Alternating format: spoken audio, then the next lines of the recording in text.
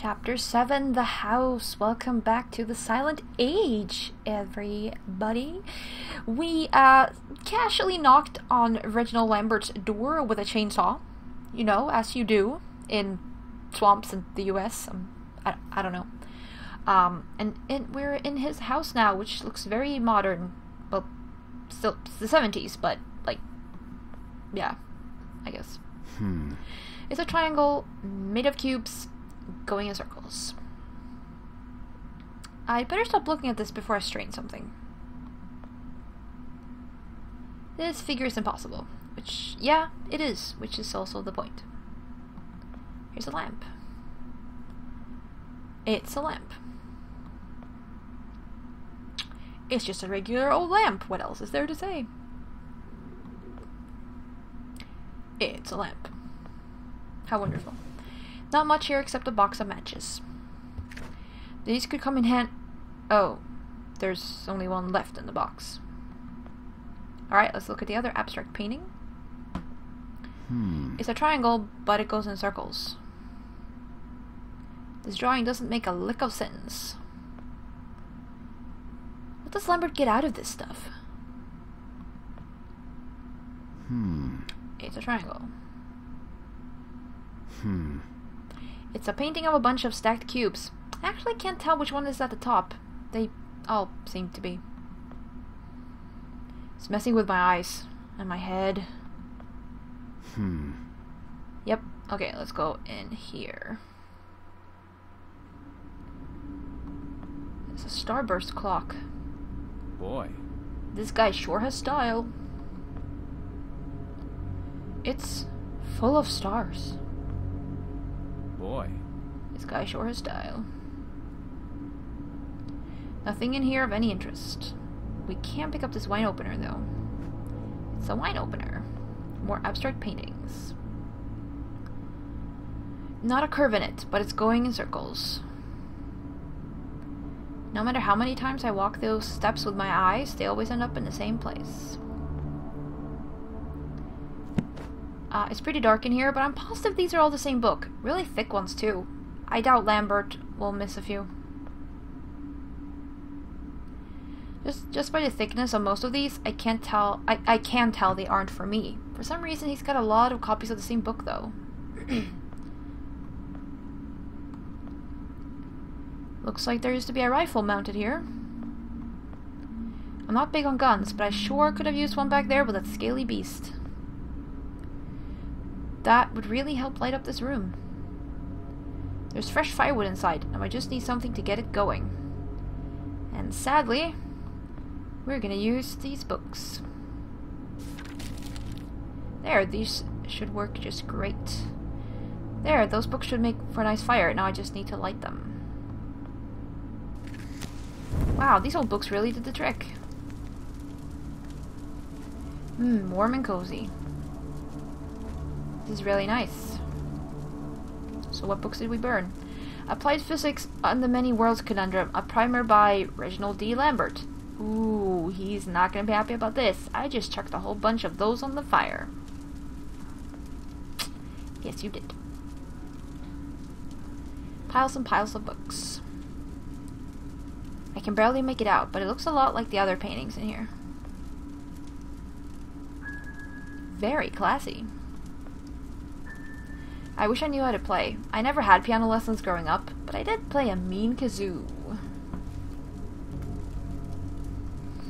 Ooh, it's a tacky animal rug. Nice. Oh, nice rug. Wait a minute. There's something under here. It's a trapdoor. It's a trapdoor. No handle or even a place to put one. Alright, we have a wine opener. Of course it does. It worked. There's a ladder leading down to a basement of some kind. Frankly, pretty logical item usage in this game, though. Looks like floor plans for the house with a lot of handwritten notes. It seems Lambert is planning a lot of renovations. All these changes make it look more like a bomb shelter than a house. Probably explains how he survived. Yeah, okay, let's see this door here. The door's locked, but it doesn't feel too solid. There's a lot of wine for just one guy. Hmm. There's a bottle missing from the shelf. Alright, let's go into this room.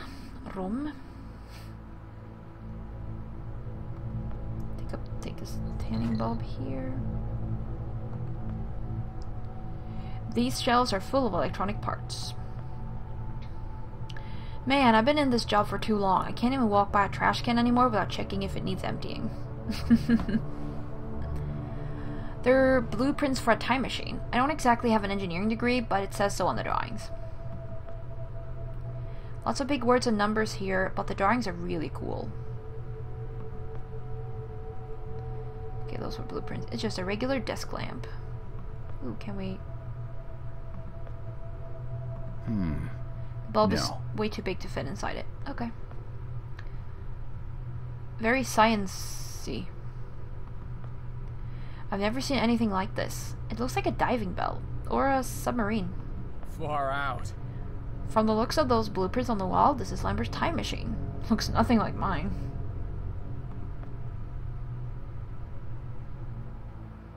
Alright, well, we have a tanning bulb. Now, the tanning bulb could possibly help us with getting some solar power for our time machine. So we're going to put it in this lamp. Oh! Kaboom! Holy smokes, that's bright. Hey, my time machine is working again. Hello. There's an axe in there. I can't reach it from here though. Those are some tough vines. Right. See what we can do here.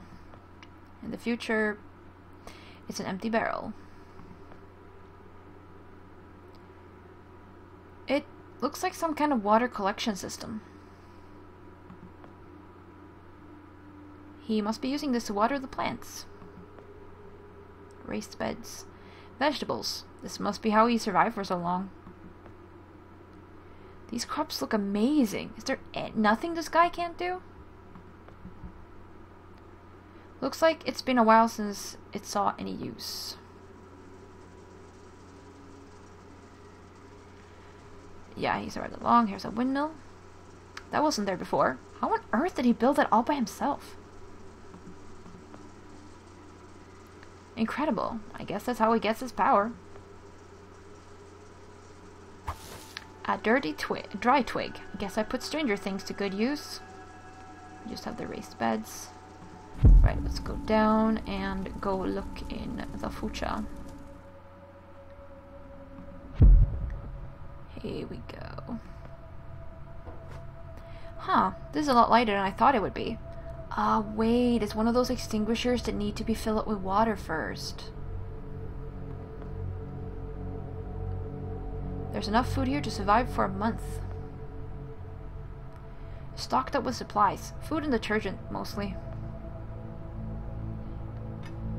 It's locked. And didn't this door used to be wood? There's enough food here to survive for a month. Huh, this wasn't here before. There's a heavy-duty steel door here. Yep, this is behind the wine bottles, clearly. Huh, it's all steel now. I guess Lambert did some work on the place. Let's see what we have in here. It's a small dark room over here. Red bulb, photo equipment, developer. It's got everything. This equipment isn't the kind you see in stores. Looks really expensive. Ugh, got the lid off. It's full of oil. Considering how many times my life has depended on me holding on to stuff lately, the last thing I want is greasy hands. Well, we could possibly put the twig in there and make a little, what's it called? Torch, eventually. The Mark II. This drawing is really complicated, but the outline of it looks a lot like the machine I have. I think this might be the same machine I've got. It's a bunch of drawings and floor plans of a big building. Wait, I recognize this. It's my workplace. This is Archon. Huh. These floor plans show every air duct, sewage pipe, and maintenance tunnel inside Archon. I guess this is how we got in.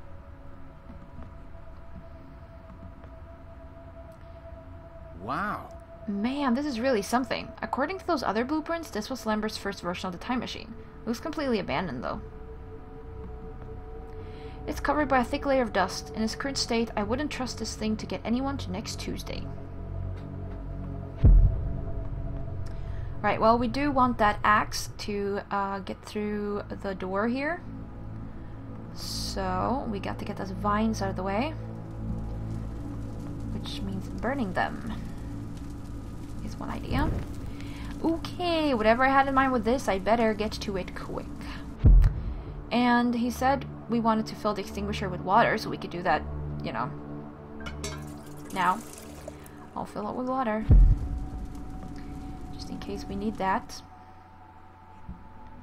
Alright, let's burn some vines out of the way.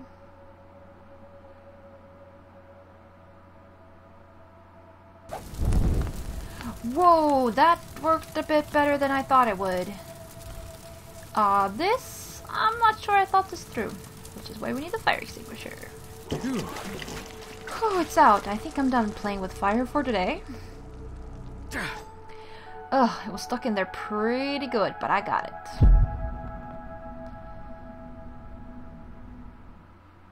Okie dokie, let's go back down and hack that. Casually knock on the door with an axe. Anybody at home? Right, some plants. It's a couple of small trees. Pretty. It's a dried flower. A rose of some kind. No matter how many times I walk these steps with my eyes, they always end up in the same place. It's a lava lamp. It's a lava lamp. Man, I love those. This bed is hard as a rock. It can't be good for a guy his age.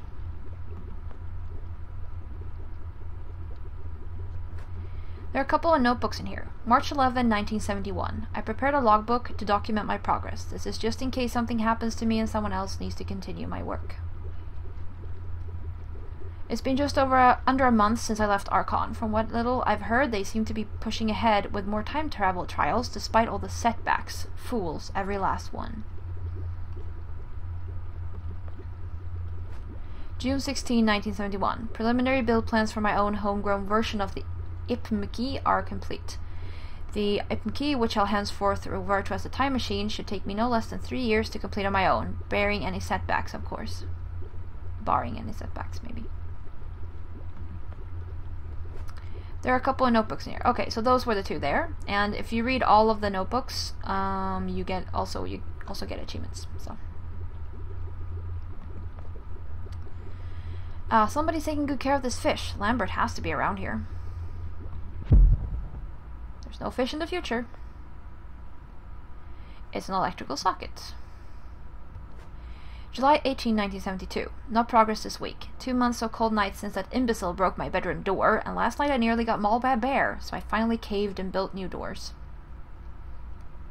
I'd like to see him blunder his way through these. Still, I must admit he gives entirely new meaning to the term idiot-proof.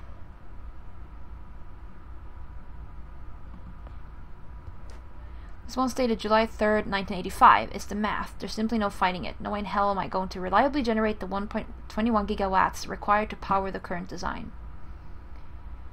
I'm scraping it. The whole thing. Scrapping it. Time to start over. I'm going in circles and everything keeps bringing me back to the handheld device that idiot showed me. How in blazes did I accomplish that?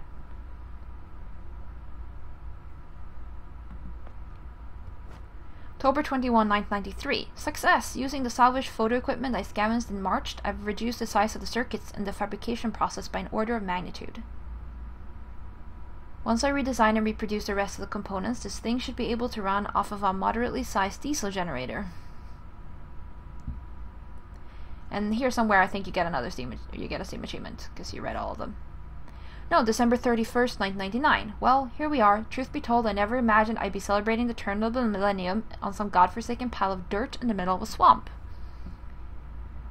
I've never been one for parties, but given the chance, I'd give anything to make an ass of myself with a lampshade at some social gathering right now, rather than savoring the last moments of the year over yet another cabbage dinner and the last bottle of cheap Merlot. Okay, maybe that was the last one you get an achievement for, though. Yeah. Okay. Still got the abstract painting, the super rock-hard bed. I'd probably be pretty grumpy if I slept in a bed this hard every night. Let's put in the lava lamp. Whoa. Trippy. Wow, hey, there's a bottle here. Here we go. That's weird. I don't think this bottle is made of glass. Even the cork seems painted on. Well, maybe we can use that then. Over here. Hopefully Lambert is somewhere around here because we haven't found him yet. Far out. There's a secret passage behind the shelves.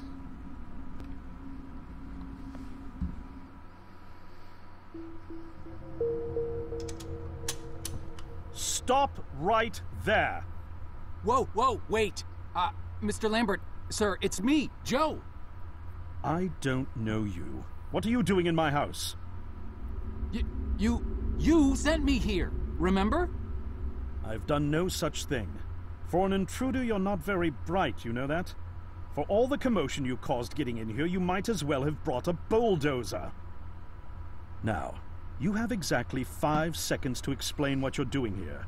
Or so help me God, I'm pulling this trigger and sending you on your way. 5.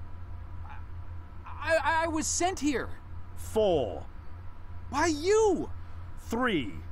You told me to find you, to warn you about the end of the world. 2. You were old, with white hair, and you got shot. Oh, God, please don't shoot me, Mr. Lambert. You gave me this. It's an chrono. It's a time machine. I gave you that? Yes! I've never seen anything like it. But on the back, that's my family's signet. I made this? It's simply magnificent. I gave this to you? Why? Who are you? Name's Joe, sir. I'm just a janitor at the Archon building. I found you in a room with a big, round door in the basement labs this morning, and you were dying. You said you'd come from 40 years in the future to stop the end of the world. I guess I was the only one around, so you gave me this and told me to find you and tell you all this, and I've been there. The future, I mean. A bunch of times. And you were right, Mr. Lambert. Everyone's gone. My God, so it did come to pass. They really did it, those greedy goddamn bastards. I told them this would happen. Wait, I was dying? How? You said you'd been shot. I had to actually find you at the morgue to get this address. Shot? By whom? No, wait. Don't say anything else. You succeeded in finding me, which means anything you tell me from this point on could alter the course of action that brought you to my doorstep. The less I know, the better. So, you've seen the future. What did you see? It's like a bad dream, sir. Everyone's gone. Buildings are coming apart. It's all just quiet. What happened, Mr. Lambert? It is Dr. Lambert. And considering all the effort you just went through to find me, not to mention bearing witness to the horrific outcome of the biggest breakthrough in the history of science, I suppose I owe you some kind of explanation.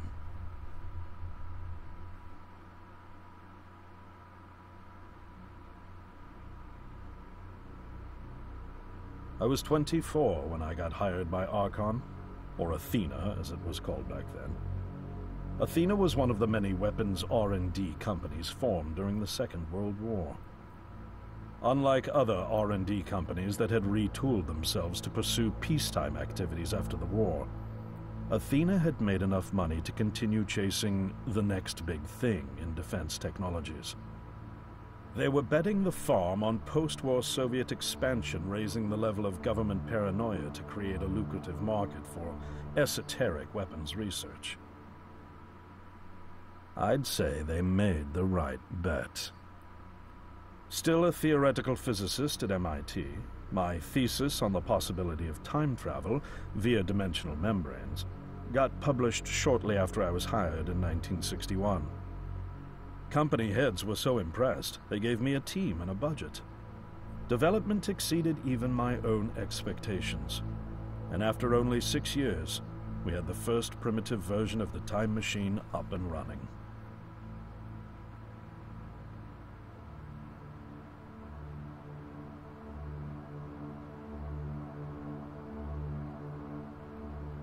Our first successful trials involved sending simple objects into the future with a timed return.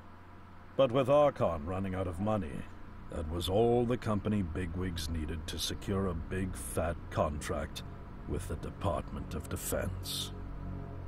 Apparently, we had sold them on the idea that the technology could be used to go back in time and strangle communism in its cradle. The reality, of course, was that it couldn't. Due to the laws of causality, you can't travel back in time beyond the point where time travel was invented. And sooner or later, we had to explain that to our benefactors.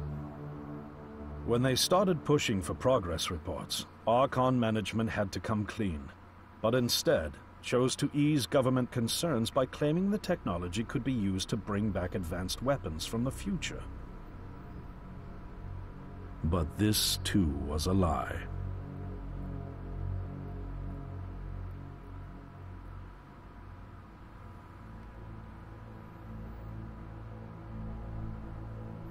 At this point, we'd already had our first of many human trials, and we knew there would be no weapons.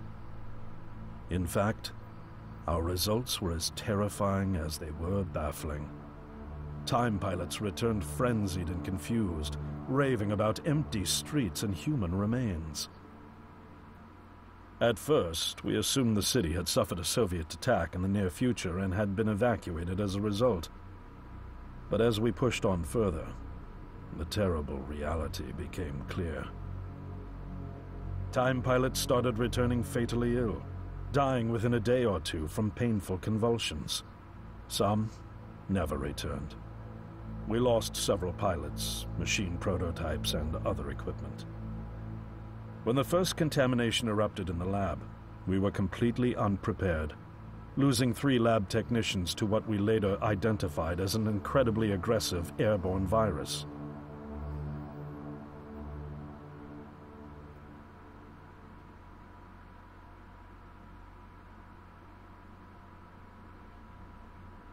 Although we weren't equipped to handle biohazards of this magnitude, management insisted we contain and study it. To keep our pilots and the virus alive long enough to study, we co-opted experimental cryotechnology from another project, Lazarus, and established a makeshift virus lab. Once again, the bigwigs managed to spin our setbacks into a success story for the Department of Defense, now claiming that the virus could be cultivated for use as a biological weapon. The team threatened to resign, but outrage was swiftly quenched by promises of massive salary increases and stock options. I didn't take the bribe. I'd witnessed the lethal efficiency of the virus firsthand.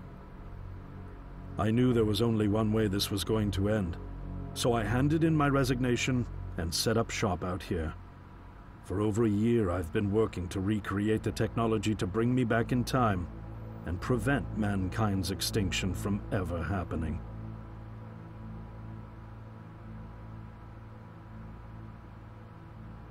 And now you're here, the harbinger of doom at my doorstep, wearing a boiler suit. Who could have imagined that Judgment Day would begin like any other Monday in May? In any case, unfathomable as it may be that you were able to bring this information to me, knowing is only half the battle. Preventing the outbreak will require more than just your tenacity. Me? Wait, What? Yes, I'm afraid I must rely on you one more time. You must go back to Archon and prevent the outbreak. No, that's, I mean, I'm really honored and everything, but... Believe me, you're the last person in the world I want to entrust with this, and I mean that quite literally. But by this time tomorrow, the entire city will have succumbed to chaos, panic, and death. You're here now, and you're all I've got. Wait, but what about you? Can't you fix this, Doc? Don't you have a plan? I can't go myself, because that would break the law of causality. The only reason you are here to warn me now is because I was there to send you. And the only reason I was there to send you is because I was able to bring my work to fruition here. But... We've no time to waste. It's the only way. You told me you found me this morning, correct? Yes, but... That means I failed to stop it, and the outbreak has already begun. The time pilot for today's trials must have brought the virus back from the future, which then somehow got out of the containment chamber and spread. That pilot is Patient Zero. I need you to destroy the supercomputer system controlling the time machine. All the research data is stored there too. You must destroy it before the time machine departs. I'm reconfiguring your device to send you back 1 day earlier. This should allow you ample time to return to Archon and get inside. On the other shore from here, about 500 yards down the road, is a rest stop. You'll find a van there, fueled and ready to go. Oh, I already have a ride. Which won't be there yesterday, you ninny. Now stop interrupting me. One last thing, and I need you to listen carefully because this is very, very important. Make sure you do not meet the earlier version of you. Why? What will happen? No one knows for sure. It's one of the conundrums not yet accounted for. There are theories, of course. None of them pleasant. Now, let's get you ready.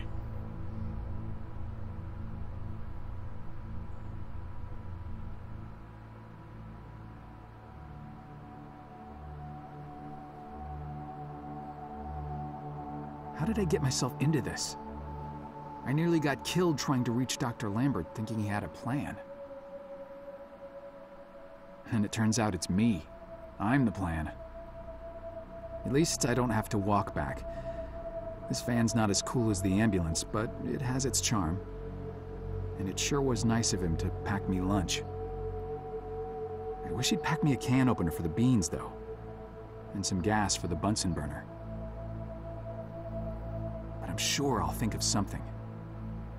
I've got several hours of driving ahead of me after all. It'll be almost morning before I get to Archon. I just hope I have enough time.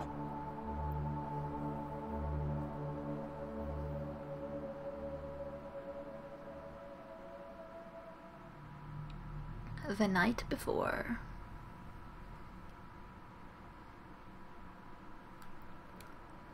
Alright, we're at chapter 8 outside Archon, and as you can guess, this is where we are definitely going to take a little break here.